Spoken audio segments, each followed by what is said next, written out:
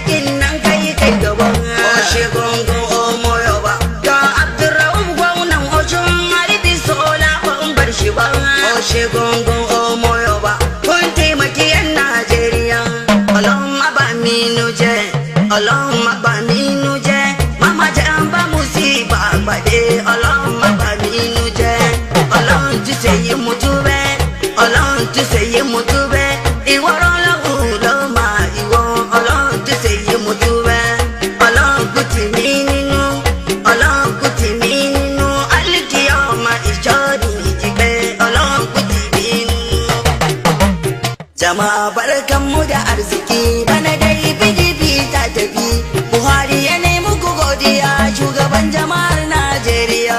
Jama'a barkanmu da arziki bana dai PDP ta tafi Buhari ya nemi ku godiya shugaban mulkin Najeriya. Thanks for watching this video. Please don't forget to click on subscribe button. Kindly comment and share. We drop new videos daily. Thank you. God bless you.